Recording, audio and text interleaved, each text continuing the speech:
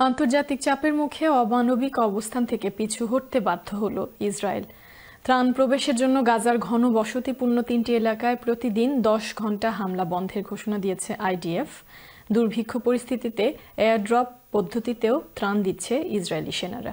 বিস্তারিত বিশেষ প্রতিনিধি শরীফুল ইসলাম চৌধুরীর ডেস্ক রিপোর্টে। গাজায় এখন জীবন মানে শুধু বেঁচে থাকা নয়, প্রতিদিন ধুকে ধুকে মরার অপেক্ষা। 5 মাস ধরে ইসরায়েলের অবরোধে খাবার বন্ধ, আশায় বুক বেঁধে থাকা মানুষগুলো আজ জীবন যুদ্ধে লড়ছেন।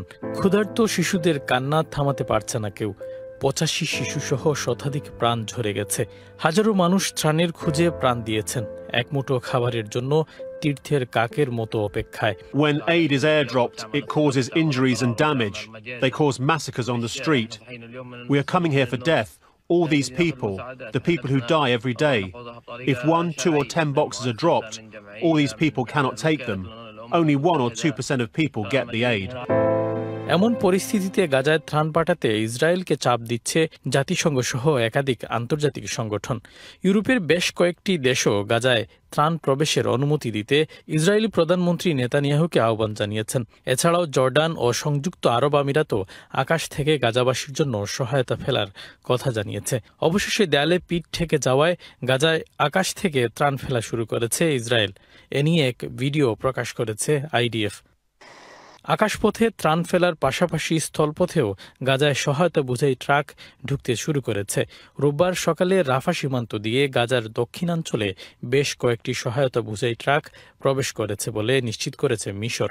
এছাড়াও গাজায় সকাল 10টা থেকে রাত 8টা পর্যন্ত ইসরায়েলি আগ্রাসন বন্ধের ঘোষণা দিয়েছে তেল আবিব। ফিলিস্তিনিদের সহায়তা পাঠানোর দাবি করলেও গাজায় দ্বিতীয় দফায় ত্রাণ নিয়ে যাওয়া জাহাজ আন্তর্জাতিক জলসীমা থেকে জব্দ করেছে ইসরায়েল। সে সময় আটক করা হয় জাহাজে থাকা 21 ক্রুকে,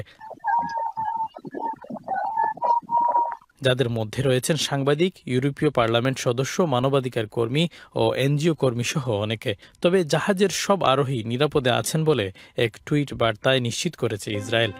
এদিকে ফিলিস্তিনকে রাষ্ট্র হিসেবে স্বীকৃতি দিতে ব্রিটিশ প্রধানমন্ত্রী কিয়ার স্টারমারকে চিঠি দিয়েছেন 2 শতাধিক ব্রিটিশ এমপি।